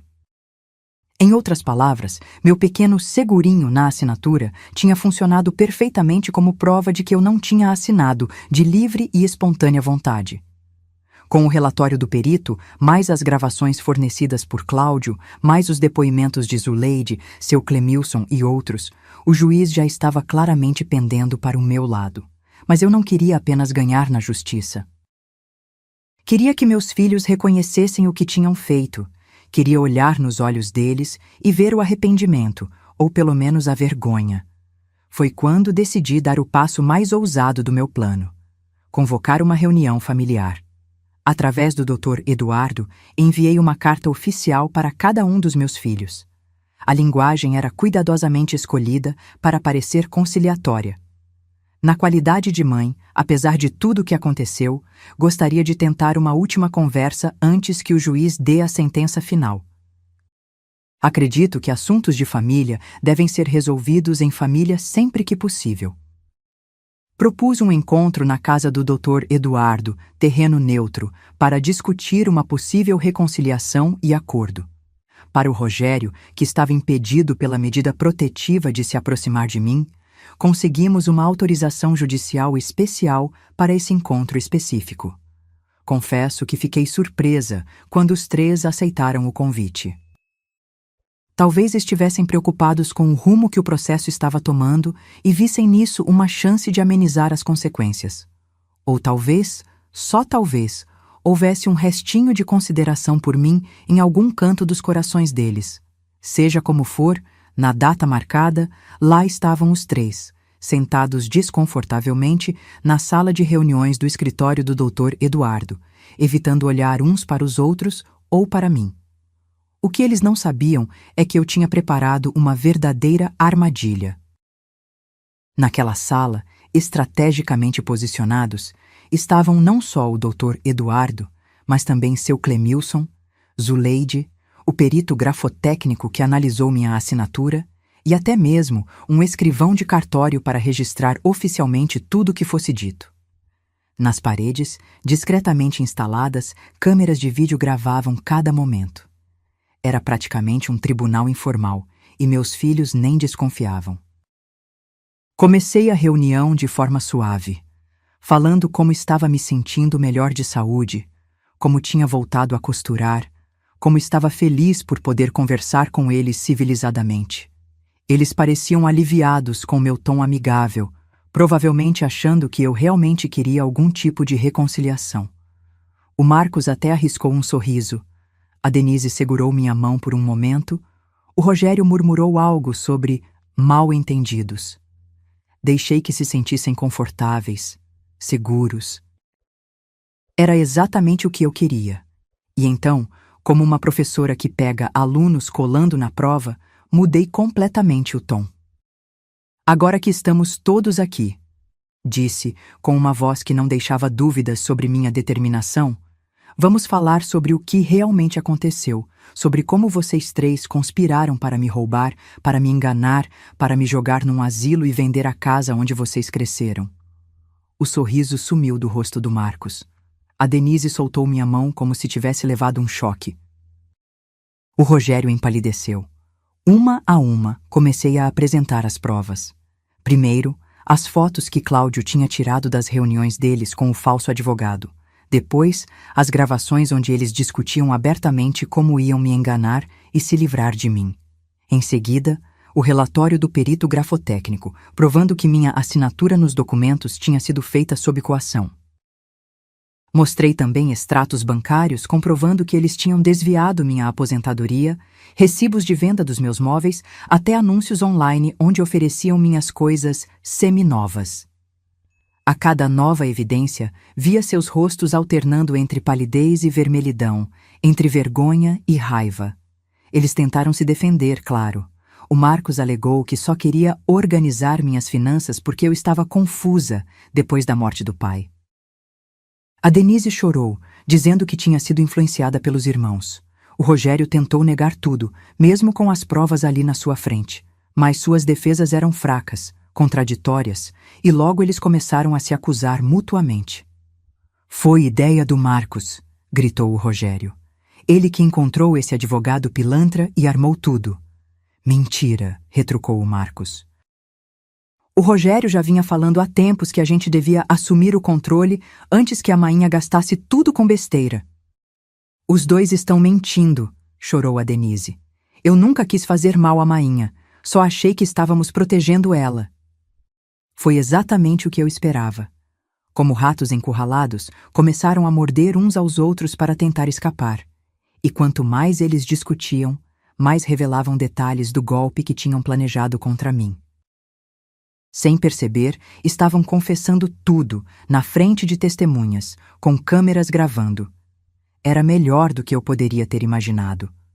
Quando a discussão entre eles chegou ao ápice, com acusações cada vez mais graves sendo trocadas, bati na mesa com força, como fazia para chamar a atenção dos alunos bagunceiros nas minhas aulas. O silêncio foi imediato. 3 pares de olhos assustados se voltaram para mim. Vocês não têm vergonha? Perguntei, com uma voz baixa, mas firme. Não tem nem um pingo de respeito por mim, pela memória do pai de vocês, pela família que nós construímos? Vocês planejaram friamente me roubar, me enganar, me abandonar num asilo qualquer, e agora estão aí se acusando como se algum de vocês fosse menos culpado que o outro. Peguei então o envelope com o testamento do Augusto, que até aquele momento tinha mantido escondido. Sabem o que é isso? É o testamento do pai de vocês. Ele deixou bem claro como queria que os bens dele fossem divididos depois que partisse. A casa ficaria integralmente para mim, junto com as economias e bens pessoais. Para vocês, ele deixou valores específicos, com uma condição. Abri o testamento e li em voz alta a cláusula de deserdação. Qualquer um dos meus filhos que tentar tomar os bens de sua mãe, Jurema Cavalcante, ou causar-lhe qualquer tipo de sofrimento ou prejuízo, será automaticamente deserdado, perdendo direito a qualquer parte da herança. O choque nos rostos deles foi indescritível. Era como se tivessem levado um tapa na cara. O Marcos chegou a se levantar, como se quisesse pegar o documento para verificar se era real. Doutor. Eduardo rapidamente o impediu, lembrando que aquele era um documento oficial registrado em cartório, cuja autenticidade já tinha sido confirmada pela justiça. Vocês não só me traíram da pior maneira possível, continuei, como também traíram a confiança e o amor do pai de vocês. Ele pensou em tudo, previu que isso poderia acontecer e deixou essa cláusula justamente para me proteger. Mas nem isso vocês respeitaram. A sala caiu num silêncio pesado. A Denise soluçava baixinho. O Rogério olhava para o chão, incapaz de enfrentar meu olhar. O Marcos parecia em estado de choque, como se não conseguisse processar o que estava acontecendo. Foi quando dei o golpe final. Agora, pelos termos desse testamento e com todas as provas que reunimos do que vocês fizeram, vocês 3 estão oficialmente deserdados. Não receberão 1 centavo sequer da herança do pai de vocês. Todos os bens que tentaram tomar de mim voltarão para mim, junto com uma indenização pelos danos materiais e morais que me causaram. E isso é só o começo. O Dr. Eduardo vai explicar as implicações legais do que vocês fizeram, que vão muito além de um simples processo civil. Doutor. Eduardo então tomou a palavra, explicando em termos claros que, além do processo civil que já estava em andamento, eles agora enfrentavam possíveis acusações criminais de estelionato, apropriação indébita e até mesmo abandono de incapaz, no caso da minha pneumonia. Estamos falando de penas que podem chegar a vários anos de prisão. Ele concluiu. Foi como se um furacão tivesse passado por aquela sala. Em questão de minutos, meus 3 filhos passaram de conspiradores confiantes a réus acuados, confrontados não só com a perda total da herança, mas também com a possibilidade real de irem para a cadeia. O Marcos, sempre o mais calculista, foi o primeiro a tentar negociar. Mainha, a gente pode resolver isso, não precisa chegar a esse ponto. Mas eu já tinha tomado minha decisão. O tempo de negociar passou, Marcos. Vocês tiveram todas as chances do mundo de fazer a coisa certa. Agora vão enfrentar as consequências dos seus atos. A reunião terminou pouco depois, com meus filhos saindo cabisbaixos e em silêncio, escoltados para fora do escritório. Quando a porta fechou atrás deles, senti um misto de tristeza profunda e alívio. Tristeza por ter chegado a esse ponto com meus próprios filhos, as criaturas que eu mais amei na vida. Alívio por ter finalmente conseguido fazer justiça, por ter defendido minha dignidade, por ter honrado a memória do Augusto e seu desejo de me proteger. Vocês acham que fiz errado ao usar essa estratégia para dividir meus próprios filhos e fazer eles se voltarem uns contra os outros? O que teriam feito no meu lugar quando descobriram que seus próprios filhos estavam tramando pelas suas costas? Comentem aí. Quero muito saber a opinião de vocês. Porque no fim das contas, não foi fácil para mim tomar essas decisões. Doeu como uma ferida aberta ver meus filhos naquela situação, mesmo sabendo que eles tinham causado tudo isso com as próprias mãos. Nos dias que se seguiram à reunião, a notícia se espalhou por Caruaru como fogo em palha seca. Logo todo mundo sabia que a professora Jurema tinha dado a volta por cima, que tinha vencido os filhos ingratos na justiça, que tinha recuperado tudo que era seu por direito. Algumas pessoas me olhavam com admiração, outras com um certo receio, como se eu tivesse me transformado numa pessoa diferente, mais dura, mais implacável. Mas a verdade é que eu continuava a mesma Jurema de sempre. Só tinha aprendido, da maneira mais difícil, a lutar pelos meus direitos. E agora, vocês vão descobrir como uma professora aposentada de 78 anos conseguiu recuperar tudo o que era seu e ainda dar uma lição que nenhum dos filhos jamais esqueceria. Porque a história não acabou naquela sala de reunião, não. O que veio depois foi ainda mais surpreendente, até para mim mesma. Uma reviravolta que ninguém poderia ter previsto, nem mesmo a velha professora que achava que já tinha visto de tudo nessa vida. 2 semanas depois daquela reunião no escritório do Dr. Eduardo, chegou o dia da audiência final no Fórum de Caruaru. Era uma terça-feira ensolarada, dessas que o sol do agreste pernambucano parece querer fritar a gente na calçada. Vesti meu melhor vestido, aquele azul marinho com flores pequenininhas que eu mesma costurei. Coloquei meu único par de sapatos de salto baixo, que já estavam meio gastos, mas ainda serviam para a ocasião, e pedi para Zuleide me ajudar com o cabelo. Queria estar apresentável, digna. Não por vaidade, não, mas porque sabia que aquele dia ia ficar marcado na história da minha família e da minha vida.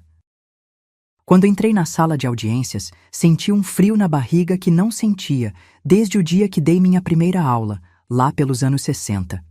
O juiz Dr. Antenor, meu ex-aluno, estava lá sentado naquela cadeira alta, com uma cara séria que não deixava transparecer que um dia ele foi aquele menino traquinas que não conseguia aprender a tabuada do 7. Do outro lado da sala estavam meus 3 filhos, cada um com seu advogado, todos de cara fechada, evitando olhar na minha direção. Tinha também um monte de gente de Caruaru que foi assistir. Parece que o caso tinha virado a fofoca da cidade. A professora aposentada contra os filhos ladrões, como estavam chamando. Dr. Eduardo estava confiante. Nos últimos dias, ele tinha organizado todas as evidências, todas as provas, todos os documentos que tínhamos juntado ao longo daqueles meses. Dona Jurema, ele me disse antes de entrarmos, a senhora tem o caso mais sólido que já vi na minha carreira. Não tem como perder. Mas mesmo assim, meu coração não parava de bater acelerado. Não era só pelo resultado do julgamento, que àquela altura já parecia garantido. Era por estar ali, enfrentando meus próprios filhos numa sala de tribunal. Que mãe sonha com um dia desses? A audiência começou com o juiz explicando brevemente o caso. Falou sobre os documentos que me fizeram assinar sob pressão, sobre os bens que foram vendidos sem meu consentimento, sobre a tentativa de me declarar incapaz e me colocar num asilo. Quando ele falou isso último, ouvi um murmúrio de indignação correr pela sala. Era chocante mesmo, até para quem já tinha ouvido a história antes. Dr. Eduardo apresentou nossas evidências uma a uma, de forma metódica, como um professor dando uma aula bem preparada. Mostrou os documentos originais que provavam que a casa e os bens eram meus por direito. Apresentou o laudo do perito grafotécnico, que confirmava que minha assinatura nos papéis tinha sido feita sob coação. Exibiu as fotos que Cláudio tinha tirado secretamente, mostrando meus filhos com o falso advogado, planejando tudo. E então, o mais devastador. Tocou trechos das gravações de áudio, onde se podia ouvir claramente o Marcos dizendo que a velha não vai durar muito mesmo, o Rogério combinando como iam me levar à força se for preciso para o asilo, e a Denise discutindo como iam dividir o dinheiro da venda da casa. Aquelas vozes ecoando na sala de audiências causaram um impacto enorme. Vi algumas pessoas da plateia levando a mão à boca, chocadas. Uma senhora mais idosa até fez o sinal da cruz, como se estivesse ouvindo algo do demônio. O juiz, que até então mantinha uma expressão neutra, não conseguiu disfarçar o franzir de sobrancelhas. Meus filhos pareciam querer afundar nas cadeiras, diminuir até desaparecer. Os advogados deles tentaram contra-argumentar, claro. Alegaram que eu estava confusa após a morte do Augusto, que eles só queriam me proteger, que nunca tiveram intenção de me prejudicar. Mas suas defesas soavam vazias diante das provas concretas que tínhamos apresentado. Quando tentaram questionar a autenticidade das gravações, Dr. Eduardo apresentou o laudo técnico que confirmava que eram genuínas, sem edições ou manipulações. E então chegou o momento que eu vinha aguardando, o trunfo final. Doutor Eduardo apresentou ao juiz o testamento de Augusto, com aquela cláusula específica que deserdava qualquer filho que tentasse me prejudicar.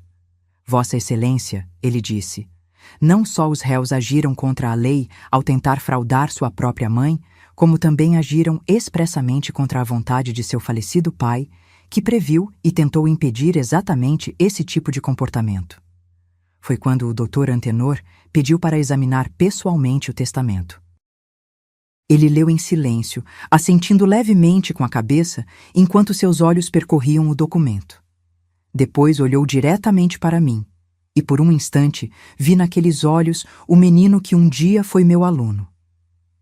Dona Jurema, ele disse, a senhora foi minha professora na 3ª série. Me ensinou a ler, a escrever, a respeitar os mais velhos.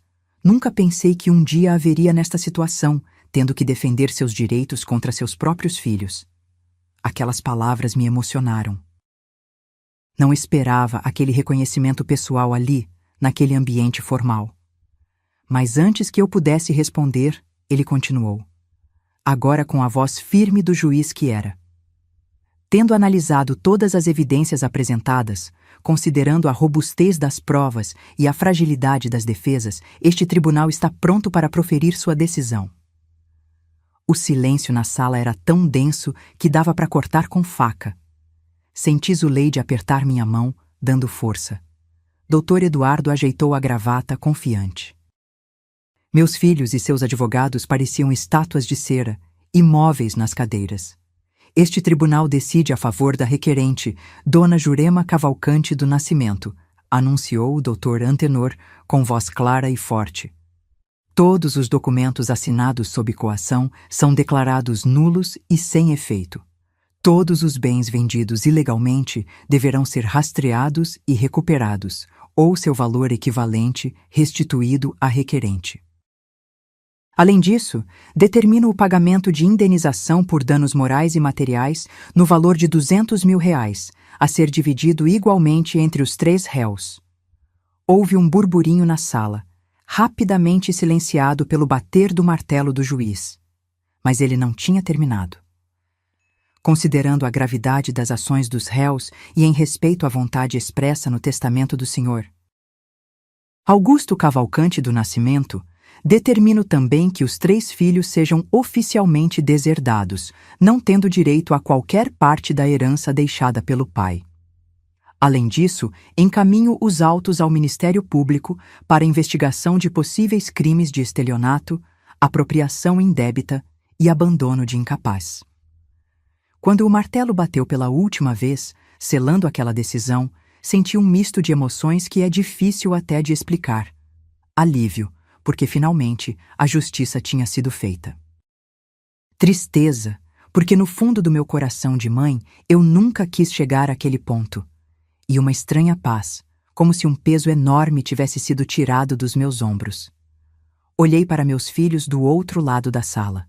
O Marcos estava lívido, como se tivesse visto um fantasma. A Denise chorava silenciosamente, os ombros tremendo. O Rogério olhava para o chão, incapaz de erguer os olhos. Quis sentir raiva deles naquele momento. Quis sentir satisfação com sua derrota. Mas tudo o que consegui sentir foi uma tristeza imensa pelo que poderia ter sido e não foi. Saí do tribunal acompanhada por Zuleide, Dr. Eduardo e seu Clemilson, que tinha feito questão de estar presente. Lá fora, alguns repórteres do jornal local queriam me entrevistar, mas não me senti com forças para falar. Só queria ir para casa, para a minha casa, que agora era oficialmente e indiscutivelmente minha, e tentar processar tudo o que tinha acontecido. Nos meses que se seguiram ao julgamento, assisti de longe enquanto as vidas dos meus filhos desmoronavam. Não por causa da minha ação, mas como consequência direta dos próprios atos deles. O Marcos, que sempre se achou o mais esperto, foi o primeiro a cair. Quando a notícia do caso se espalhou, a prefeitura onde ele trabalhava abriu uma sindicância.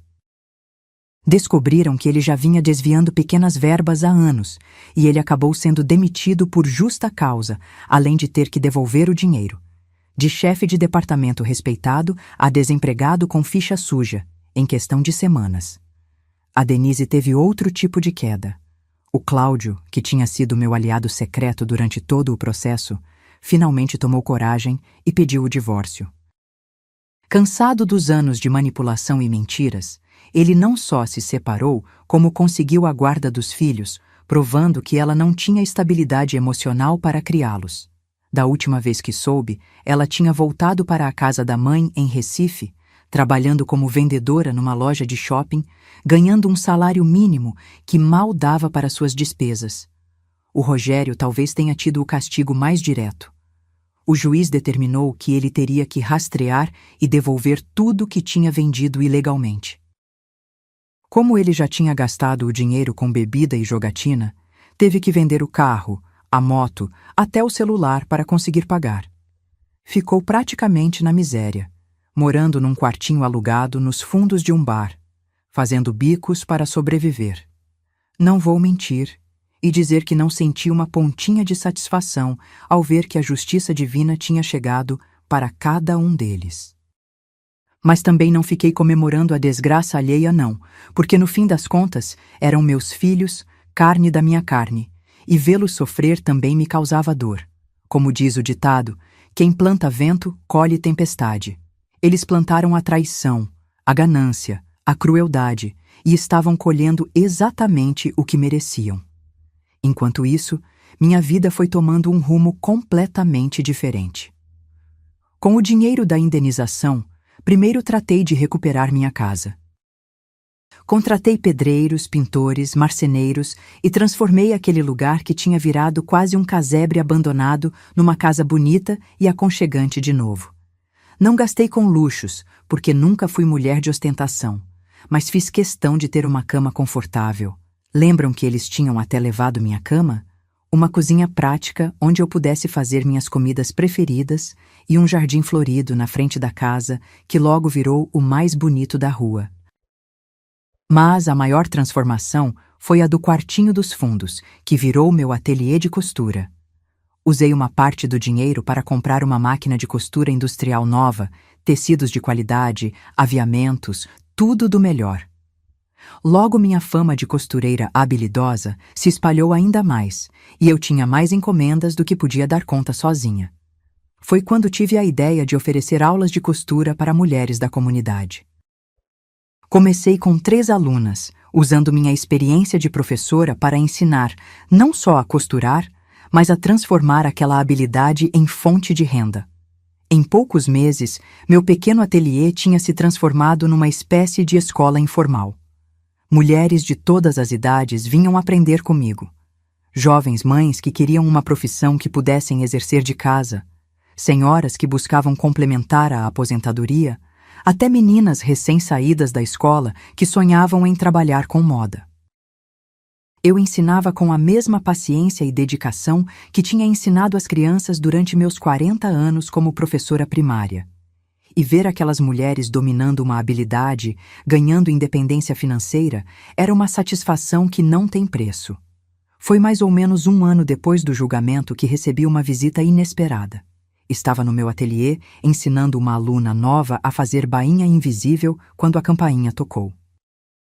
Quando abri a porta, quase caí para trás de surpresa. Era o Rogério, meu filho caçula. Estava mais magro do que eu lembrava, com a barba por fazer, roupas simples mas limpas, e trazia nos olhos algo que não via há muito tempo: humildade. Mainha, ele disse, a voz embargada. Eu sei que não mereço, mas posso entrar um pouquinho? Confesso que hesitei. Depois de tudo que tinha passado, a ideia de deixar um deles entrar na minha casa de novo me dava calafrios. Mas algo no olhar dele, algo genuíno e quebrado, me fez abrir a porta mais um pouco. Pode entrar, mas só um pouco. Estou com uma aluna agora. Ele entrou, olhando em volta como quem visita um lugar pela primeira vez, mesmo tendo crescido ali. Viu as mudanças que eu tinha feito, o novo piso, as paredes recém-pintadas, os móveis simples mas bonitos. A casa tá linda, Mainha, ele comentou baixinho. A senhora fez um trabalho e tanto aqui. Ofereci um café, mais por educação do que por vontade, e ele aceitou. Enquanto eu preparava na cozinha, dispensei minha aluna, remarcando a aula para o dia seguinte. Alguma coisa me dizia que aquela conversa ia ser longa e difícil. Sentamos na mesa da cozinha, como tantas vezes tínhamos feito no passado, quando ele era criança e vinha me contar as novidades da escola. Ficamos em silêncio por um tempo, apenas bebendo café, até que ele finalmente criou coragem e falou: Mainha, eu vim pedir perdão. Sei que não mereço. Sei que o que fizemos não tem perdão. Mas não aguento mais viver com esse peso na consciência. E então, ele desabou. Chorou como uma criança, soluçando, as lágrimas caindo no café. Contou como tinha atingido o fundo do poço depois do julgamento, como tinha perdido tudo, como tinha chegado a dormir na rua algumas noites porque não tinha dinheiro nem para o quarto alugado. Falou da vergonha que sentia toda vez que alguém em Caruaru o reconhecia como o filho que roubou a própria mãe. E principalmente falou do arrependimento profundo que sentia. Não sei o que deu na gente, Mainha, ele dizia entre soluços. Foi como se a gente tivesse sido possuído por alguma coisa ruim. A ganância, a ideia de pegar o dinheiro fácil, a gente se convenceu que a senhora nem ia notar, que era melhor para a senhora ir pro asilo, que a gente estava fazendo um favor.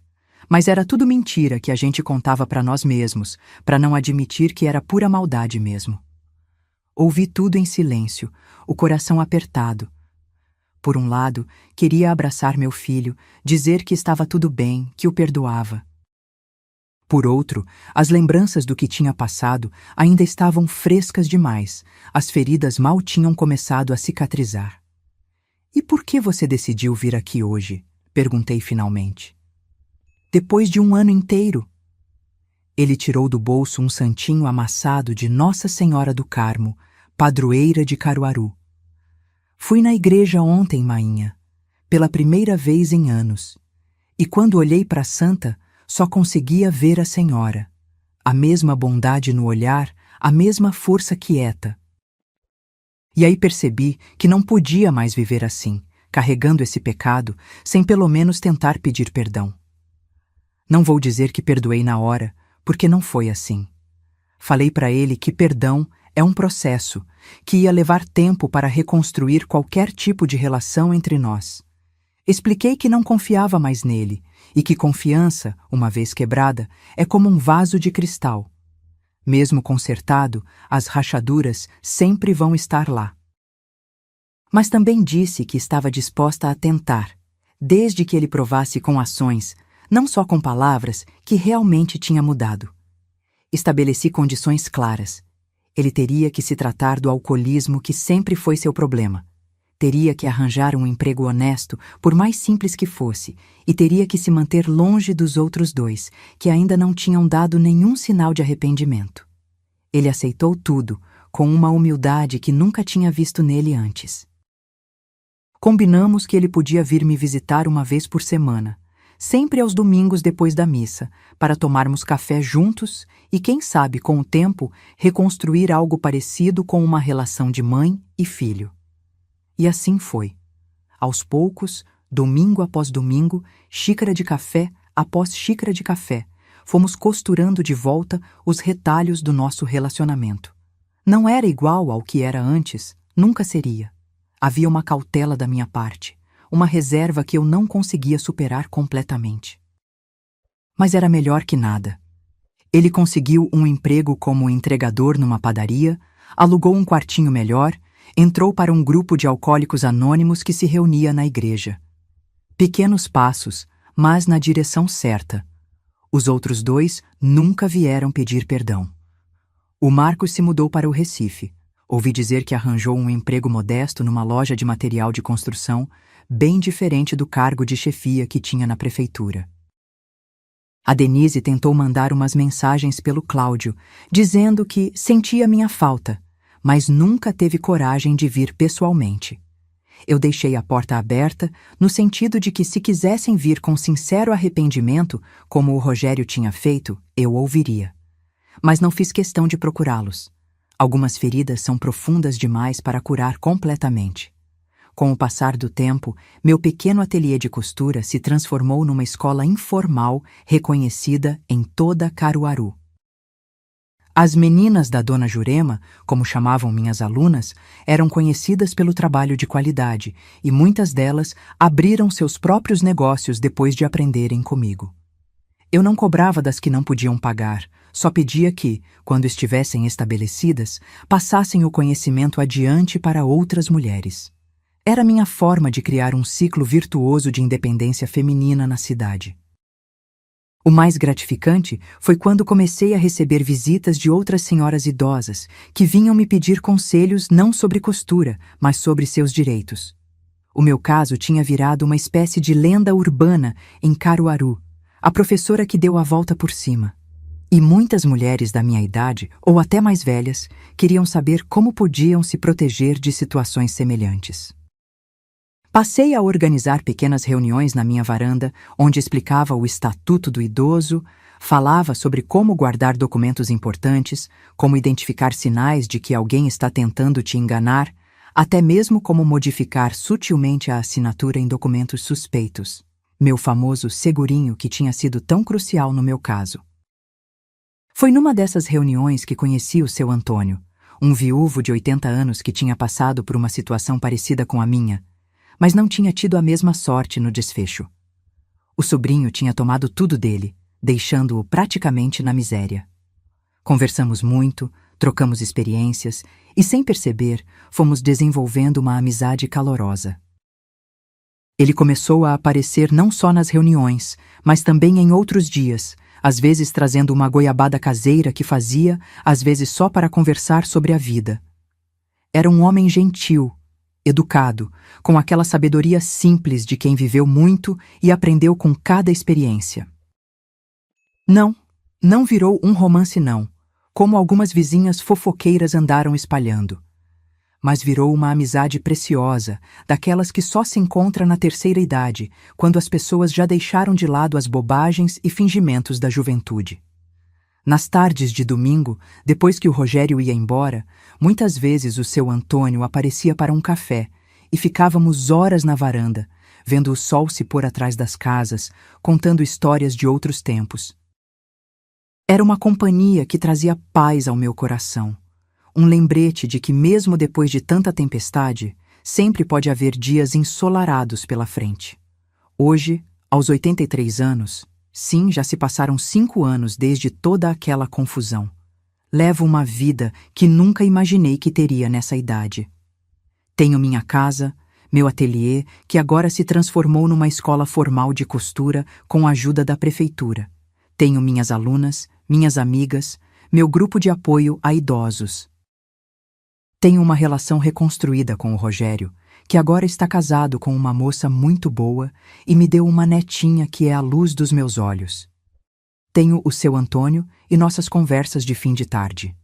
Tenho saúde, independência financeira e, acima de tudo, tenho paz. Aprendi tantas coisas com tudo que passei. Aprendi que confiar cegamente, mesmo nos próprios filhos, pode ser perigoso. Que amor nem sempre significa caráter. Que laços de sangue nem sempre garantem lealdade. Mas também aprendi que é possível recomeçar em qualquer idade, que nunca é tarde para lutar pelos seus direitos, que a dignidade não tem preço e vale cada batalha.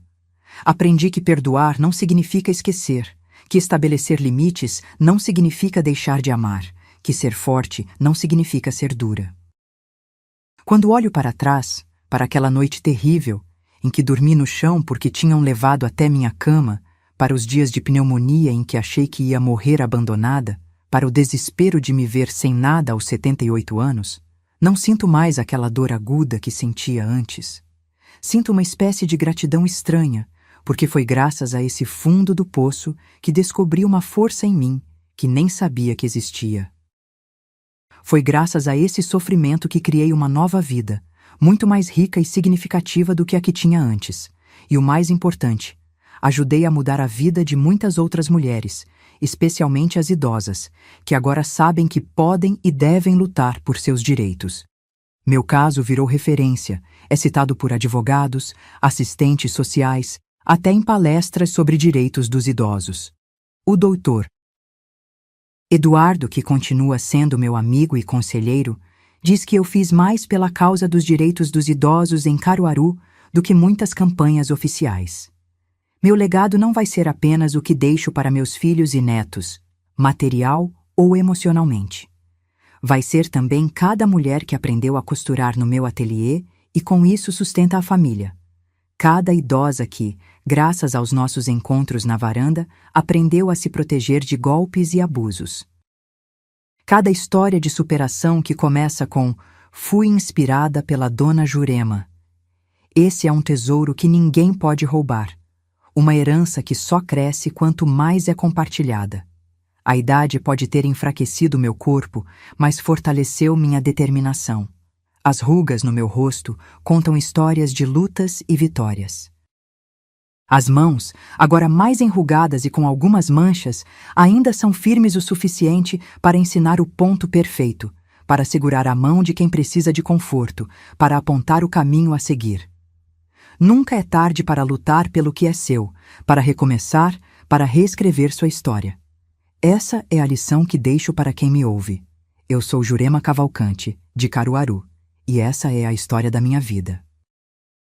Como vocês viram, aos 78 anos, eu enfrentei meus próprios filhos e venci uma batalha que parecia impossível. Se vocês querem mais histórias reais como a minha, se inscrevam no canal Vovós do Brasil e ativem o sininho. E aí no cantinho da tela de vocês estão passando uns quadradinhos com outras histórias de mulheres guerreiras como eu. Cliquem lá e escutem mais relatos de superação, porque cada história é uma lição, cada vitória é uma inspiração. E lembrem-se, juntas somos mais fortes.